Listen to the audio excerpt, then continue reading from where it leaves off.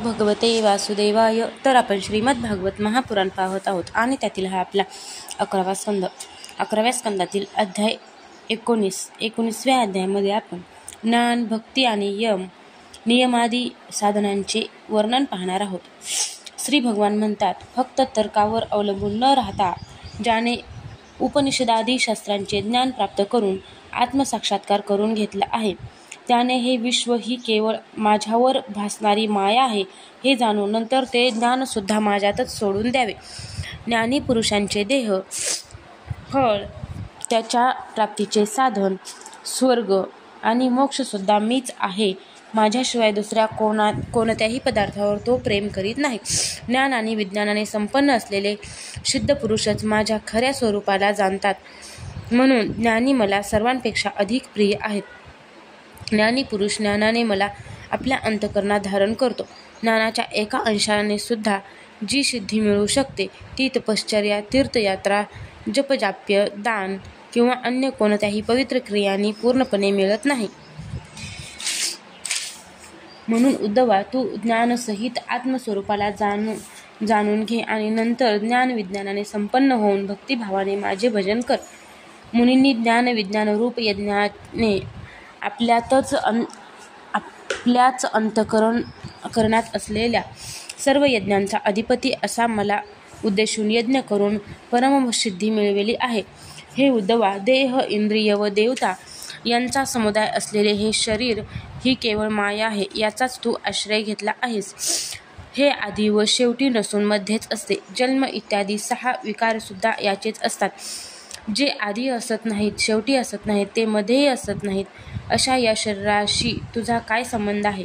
उद्धव म्हणाला, हे विश्वेश्वरा, हे विश्वमूर्ते, आपण विशुद्ध, विपुल आणि सनातन तसेच वैराग्य आणि विज्ञानाने युक्त अशा ज्ञानाचे वर्णन केले. आता महापुरुष जे समजून घेण्याचा प्रयत्न करतात त्या भक्तियोगाविषयी मला सांगावे.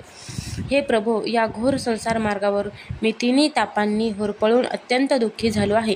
अशा वेळी आपल्या छत्रासारख्या चरणकमलांना शरण जाण्याखेरीज दुसरा कोणताही उपाय मला दिसत नाही, कारण आपले हे चरणकमल अमृताचा वर्षाव करून शरणागतांना अभय देणारे आहे. हे महानुभाव, मी या संसाररूप विहिरीत क्षुद्र विषय रूप पाण्याने सुखोपभोग रूप तहान भागण्यासाठी आलो व तीत पडलो. तेथेच कालरूपी सर्पाने मला दंश केला. आता आपणच कृपा करून याला वर काढा आणि याला मुक्त करणाऱ्या आपल्या अमृतवाणीने ओलांचुंब करून टाका. श्रीकृष्ण म्हणाले, असेच हे पूर्वी अजातशत्रू युधिष्ठिराने धार्मिक शिरोमणी भीष्मांना विचारले होते. त्यावेळी आम्ही सर्वजण तेथे उपस्थित होतो. भारतीय युद्ध संपल्यावर धर्मराज आपल्या आप्तेष्टांच्या सहाराने शोकविव्हळ झाला होता.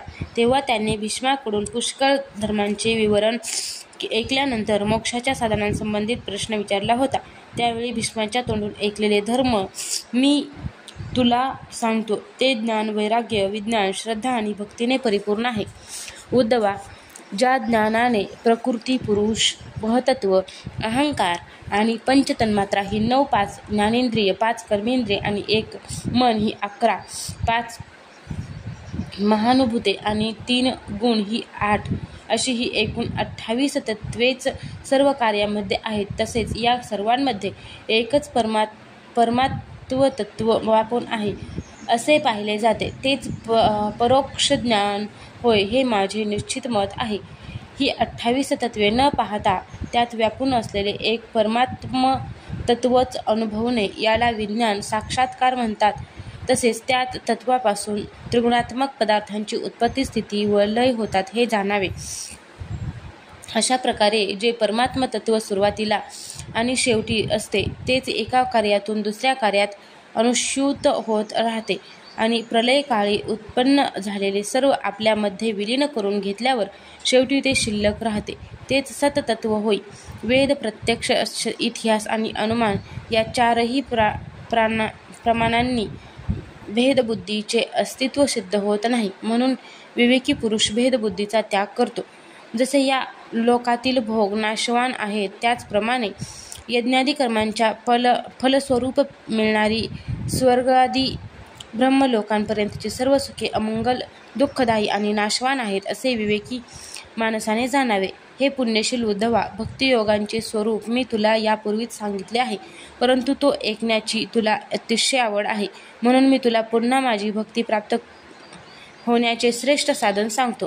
माझ्या अमृतमय कथांविषयी श्रद्धा ठेवावी, नेहमी माझ्या गुणांचे आणि नामांचे संकीर्तन करावे, माझी पूजा करण्यात अत्यंत निष्ठा ठेवावी आणि स्तोत्रांद्वारे माझी स्तुती करावी, माझ्या सेवेमध्ये आदर ठेवावा, मला साष्टांग नमस्कार करावा, माझ्या भक्तांची पूजा विशेष रीतीने करावी आणि सर्व प्राण्यांमध्ये मला पाहावे, आपले सर्व व्यवहार फक्त माझ्यासाठीच करावेत, वाणीने माझ्याच गुणांचे वर्णन करावे आणि आपले मन मलाच अर्पण करून सर्व कामना सोडून द्याव्यात. धन, भोग आणि सुखाचा माझ्यासाठी त्याग करावा आणि यज्ञ, दान, हवन, जप, व्रत आणि तप असे सर्व काही माझ्यासाठीच करावे. उद्धवा, जे लोक या धर्मांचे पालन करून मला समर्पित होतात त्यांच्या हृदयामध्ये माझ्या भक्तीचा उदय होतो. मग त्याला आणखी काय मिळायला शिल्लक राहणार. धर्मांचे अशा प्रकारे पालन करण्याचे चित्तामध्ये सत्व गुणांची वृद्धी होते आणि ते शांत होऊन आत्मचिंतन करू लागते. त्यावेळी भक्ताला धर्म, ज्ञान, वैराग्य आणि ऐश्वर्य स्वतःहून प्राप्त होते.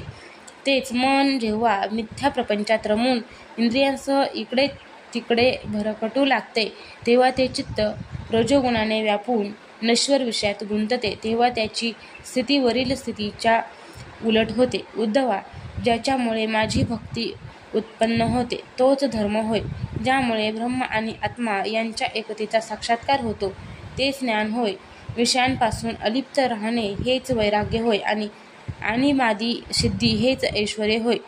उद्धवाने विचारले, हे रिपुसूदना, यम आणि नियम किती प्रकारचे आहेत? हे श्रीकृष्णा, शम म्हणजे काय आणि दम म्हणजे काय? हे प्रभो, तितिक्षा आणि धैर्य हे काय आहेत? दान, तपश्चर्या, शौर्य, सत्य, ऋत, त्याग, कल्याणकारी धन, यज्ञ आणि दक्षिणा यांचे स्वरूप काय आहे? श्रीमान केशवा, पुरुषाचे खरे बळ कोणते? भग आणि लाभ म्हणजे काय?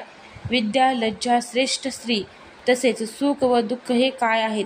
पंडित आणि मूर्ख यांची लक्षणे कोणती? सन्मार्ग आणि कुमार्ग म्हणजे काय? स्वर्ग आणि नरक हे काय आहेत? बंधू कोणाला मानावे? घर म्हणजे काय? धनवान कोण आणि निर्धन कोण? कंजूस कोण आहे? ईश्वर कोणाला म्हणतात? हे भक्तवत्सल प्रभो, आपण माझ्या या प्रश्नांची उत्तरे द्या. त्याचबरोबर यांच्या विरोधी जे पदार्थ आहेत त्यांच्याविषयी सांगा. श्रीकृष्ण म्हणाले, अहिंसा, सत्य, चोरी करणे, आसक्ती नसणे, लज्जा, असंग्रह, अस्तिकता, ब्रह्मचर्य, मौन, स्थिरता, क्षमा, अभय हे यम होत. अंतशुद्धी, बहिशुद्धी, तप, जप, हवन, श्रद्धा, अतिथी सेवा, माझे पूजन, तीर्थयात्रा, परोपकार, संतोष आणि गुरुसेवा हे नियम. अशा प्रकारे यम आणि नियम या दोन्हींची संख्या प्रत्येकी 12 आहे. हे उद्धवा, जे लोक याचे पालन करतात त्यांना त्यांच्या इच्छेनुसार फळे देतात. बुद्धी माझ्या ठायी स्थिर करणे म्हणजेच शम होय. इंद्रियांच्या संयमाचे नाव दम आहे. दुःख सहन करण्याला तितिक्षा म्हणतात. जीभ आणि जननेंद्रिय यांच्यावर विजय मिळविणे हेच धैर्य होय. सर्वांना अभय देणे हेच परमदान आहे. कामनांचा त्याग म्हणजेच तप. आपल्या वासनांवर विजय मिळविणे म्हणजेच शूरता. समदर्शन हे सत्य होय. मधुर भाषणाला महात्म्यांनी ऋत म्हटले आहे. कर्मामध्ये आसक्त न होणे म्हणजेच पावित्र्य. कामनांचा त्याग हाच संन्यास. धर्म हेच माणसांचे कल्याणकारी धन आहे. मी परमेश्वर यज्ञ आहे. ज्ञानाचा उपदेश करणे म्हणजेच दक्षिणा होय. प्राणायाम हेच श्रेष्ठ बळ होय. माझे ऐश्वर्यच भग आहे. माझी भक्ती हाच उत्तम लाभ आहे. जिच्यामुळे ब्रह्म आणि आत्मा यांच्यामधील भेद नाहीसा होतो तीच खरी विद्या समजावी. पाप करण्याची घृणा वाटणे याचेच नाव लज्जा असे आहे. निरपेक्षता इत्यादी गुणच श्री होय. सुख दुःखाच्या पलीकडे जाणे म्हणजेच सुख. विषयांची कामना हेच दुःख समजावे आणि बंधन व मोक्षाचे तत्व जाणणे हेच पांडित्य होय. शरीर इत्यादींना मी मानणारा तो मूर्ख होय. माझी प्राप्ती करून देतो तोच खरा मार्ग होय. चित्ताची बहिर्मुखता हाच कुमार्ग होय. सत्वगुणांची वृद्धी म्हणजेच स्वर्ग आणि सखया, तमोगुणांची वृद्धीच नरक होय. गुरुच खरा बंधू होय आणि तो गुरु मी आहे. हे मनुष्य शरीर हेच खरे घर आहे. तसे जो गुणांनी संपन्न आहे तोच धनवान आहे समजावा. जो असंतुष्ट असतो तो दरिद्री होय. दरिद्री होय. इंद्रिय ताब्यात नसलेला जो कृपण होय. ज्याची चित्तवृत्ती विषयांमध्ये आसक्त नाही तोच ईश्वर. याच्या उलट जो विषयांमध्ये आसक्त आहे तोच असमर्थ. उद्धवा, तू जितके प्रश्न विचारले होतेस त्या सर्वांची मी उत्तरे दिली. गुण आणि दोषांची वेगवेगळी लक्षणे मी तुला किती म्हणून सांगू. सगळ्यांचा सारांश एवढाच की गुण आणि दोष पाहत राहणे हाच सर्वात मोठा दोष आहे आणि गुण दोषाकडे दृष्टी न देणे हाच सर्वात मोठा गुण होय. अध्याय 19 समाप्त.